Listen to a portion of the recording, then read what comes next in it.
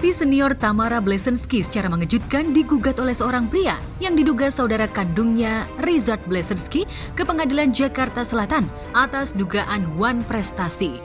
Yang mengejutkan, Rizard menggugat Tamara sebesar 34 miliar. Rizard melayangkan gugatan terhadap Tamara pada Jumat 13 Januari 2023. Gugatan Rizard dilatar belakangi perihal biaya pengobatan ayah mereka, Zbigniew Bleszynsky, yang mencapai 130.000 US dollar. Rizard menuding jika Tamara sudah melanggar kesepakatan perihal biaya pengobatan sang ayah yang harusnya ditanggung bersama, namun Tamara justru mengingkari kesepakatan itu. Ya, jadi berdasarkan data yang terinput di sistem informasi penelusuran perkara Pengadilan Negeri Jakarta Selatan, memang ada masuk gugatan tertanggal 18 Januari 2023 yang kemudian sudah diregister dalam nomor perkara nomor 87 ya. 87 PDTG 2023 PN Jakarta Selatan. Nah, di sana tercatat sebagai penggugat adalah Rizard Bleszynsky. Kemudian sebagai pihak tergugatnya Tamara Natalia Christina Bleszynsky. Dari isi gugatan sebagaimana yang sudah di input dan sudah kita lihat ya, kita baca, itu gugatan mengenai wan prestasi atau ingkar janji, perbuatan ingkar janji. Kalau yang dituntut di dalam petitum gugatan itu ada dua permintaannya, tuntutannya itu ganti rugi material senilai 4 miliar kurang lebih ya, 4 miliar lebih. Kemudian untuk tuntutan imaterial, kerugian imaterialnya itu 30 miliar lebih. 30 miliar lebih.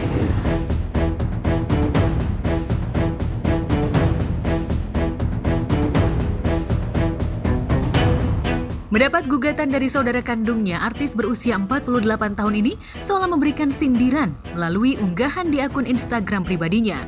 Dalam akun Instagramnya, Tamara mengunggah video dirinya yang berada di atas podium sambil bergaya memukul palu bak hakim yang sedang menggelar sidang dengan caption, "Apa yang lebih wow dari lintah darat? Loan. Apakah loan shark itu legal ya? Mohon pencerahan via DM ya teman-teman. Terima kasih."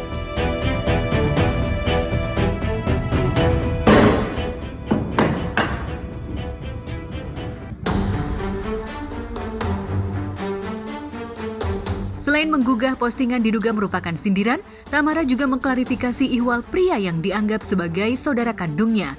Melalui postingannya, Tamara mengaku jika ia tak punya adik lelaki termasuk kakak kandung yang dimaksud. Sayangnya, hingga kini Tamara yang saat ini menetap di Pulau Dewata, Bali, masih enggan menanggapi soal gugatan saudara kandungnya itu.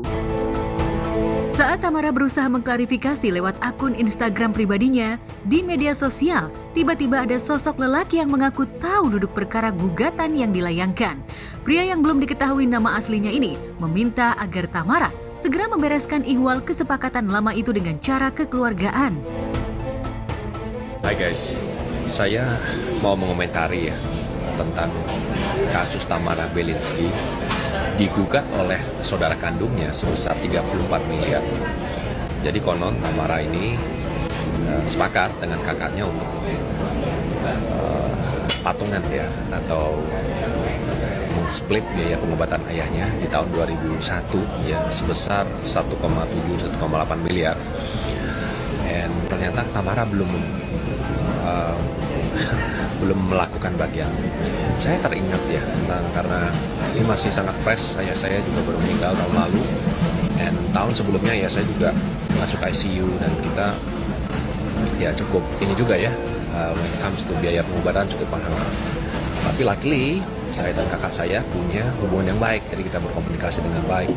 Bahkan setelah ayah saya meninggal, kita banyak ada hutang, ada hal-hal yang harus kita selesaikan. Kalau dua-duanya hadir, tentu akan ditempuh dulu proses mediasi. Kalau mediasinya gagal, dilanjut dengan pemeriksaan Majelis hakim tersebut sudah menetapkan hari sidang yang pertama, yaitu pada hari Rabu tanggal 8 Februari 2023. Bukakan semua ya, tingkap-tingkap langit rezeki kelimpahan, tapi bagi mereka yang pelit kepada orang tua seolah-olah tertutup ya, rezeki tertutup, bisnis tertutup, karir tertutup.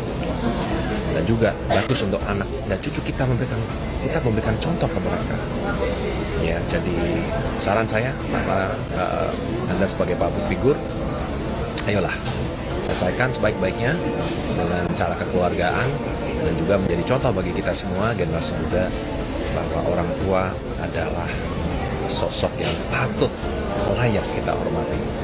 Bagi teman-teman yang masih punya orang tua, royalah kepada mereka, sayangi mereka, karena tanpa orang tua kita tidak mungkin ada seperti bagaimana kita ada.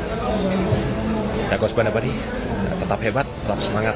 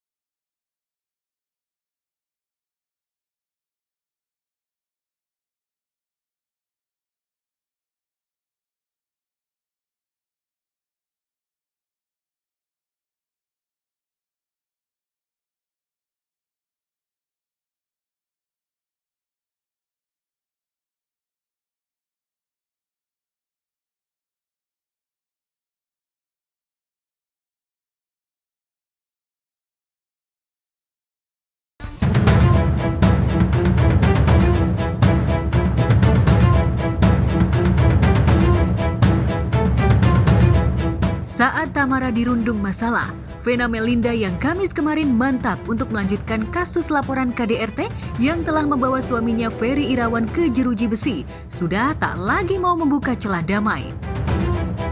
Di isu-isu di luar bahwa perdamaian akan dibuat itu tidak benar. Benar nggak? Nggak akan berdamai? Saya memaafkan, tapi kasus hukumnya masih berjalan. Artinya tidak akan berdamai secara hukum. Oke. Meski keras menolak damai, tapi dari hati paling dalam, ia tetap memaafkan sikap sang suami. Namun ia kekeh tak bisa melupakan kejadian yang telah membuatnya mengalami trauma. Jadi yang pertama minta maaf itu dilakukan setelah saya bikin BAP yang pertama di Kapolres Kediri jam 10 malam lebih ya. Jadi waktu itu Ferry menemui saya, kemudian memeluk saya dan meminta maaf. Pada saat itu saya memang masih shock, saya masih benar-benar sedih luar biasa.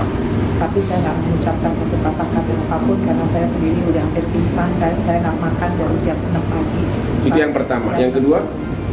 Yang kedua di Polda tanggal 9 Januari itu sekitar pukul 2 atau 3 siang, saya udah agak lupa.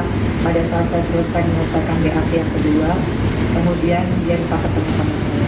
Tapi karena saya sudah lebih siap, saya hanya bilang, saya mau bertemu kalau Ferry mengakui kesalahannya. Karena buat saya kalau seorang suami mengakui kesalahannya, kalaupun hilang mungkin saya bisa memaafkan.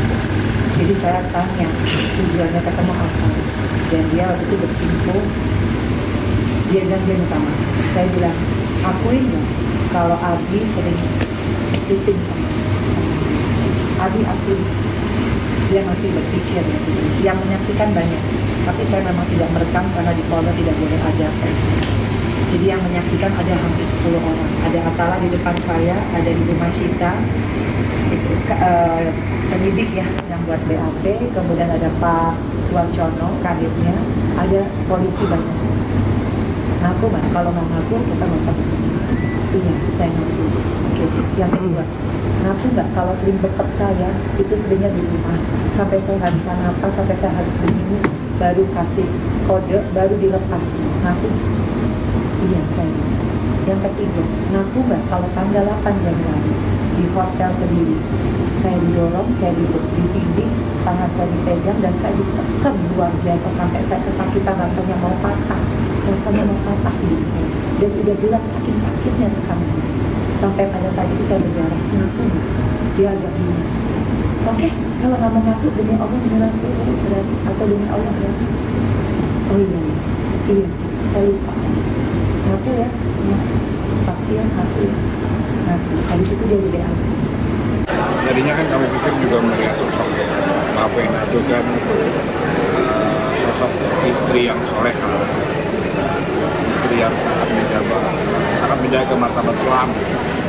Ya kita lihat kan, apa kami juga sepertinya melihat sosok yang berbeda. Memang sangat memojokkan dan sangat merugikan. Bahkan tadi Bang Sunan sudah mengatakan bahkan proses hukumnya saja belum berjalan, pembuktian di pengadilan juga belum berjalan, tapi sudah luar biasanya dari pihak sana membangun opini yang sangat negatif, menyudutkan kakak kami. Ini sudah luar biasa, saya bilang, melebar kemana-mana, orang yang nggak ada urusannya, nggak ada kaitannya. Ya, orang kasusnya KDRT buka masalah ranjang, urusan KDRT bukanya masalah finansial. Ini udah luar biasa, saya bilang, tidak mendidik. Ya, jujur, saya katakan ini tidak mendidik. Ya, justru ini adalah cerminan buruk dari peristiwa. Semua orang jadi buka aib. Kita ini semua punya aib, saya punya aib. Ini yang duduk semua teman-teman media juga punya aib.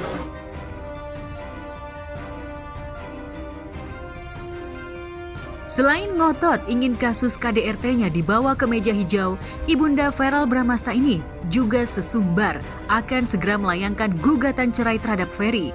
Tapi saat kami sambangi kantor Pengadilan Agama Jakarta Selatan, hingga kemarin gugatan atas nama Vena Melinda sama sekali belum terdaftar. Tidak ada hingga detik ini, hingga tanggal sekarang nih, tanggal 27 Januari 2022, tidak ada nama tersebut yang mengajukan ke Kepaniteraan Pengadilan Agama Jakarta Selatan hingga saat ini. Akan cerai juga, akan cerai. Tuh, jadi jangan tanya lagi mediasi.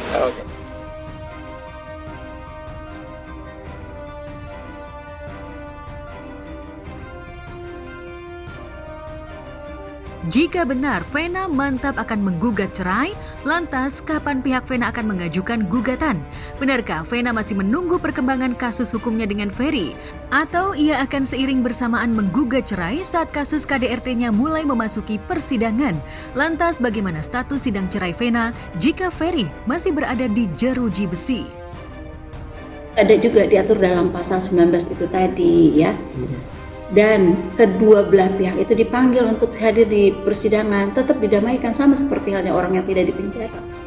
Kaitannya proses hukum ya, mungkin keluarga akan lebih baiknya tidak ikut dalam proses tersebut. Baiknya keluarga di rumah berdoa ya. Kemarin saya juga sudah bicara langsung dengan orang tuanya Mas Ferry, dengan Mama. Saya bilang, Mama nggak usah lihat pemberitaan, ya nggak usah denger ini itu. Fokus saja, minta sama Allah, sama Tuhan, ya.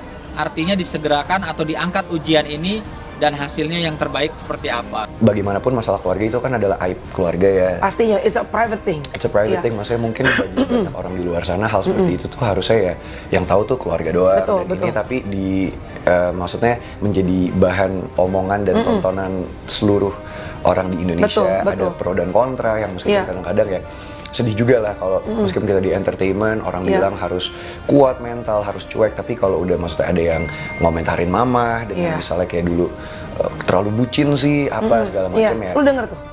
Ya beberapa kan adalah pro dan kontra ya. Jadi aku sempat lihat juga, denger juga karena ya mungkin mama juga awal-awal kan ini banget in love dan happy banget kan. Lovebirds gitu ya. Lovebirds banget yang menurut aku ya wajar sih karena mama mungkin dalam sendirian juga. Jadi ya lelah. Ya, dukungan agar Vena segera bercerai dari suaminya memang deras datang dari keluarga, terutama kedua putranya Feral dan Atala Naufal. Bahkan Atala sempat mengancam jika ibundanya kembali rujuk, ia akan menghapus daftar namanya di kartu keluarga. Lantas bagaimana pula reaksi Feral? Benarkah ia ingin segera agar ibundanya melayangkan gugatan cerai?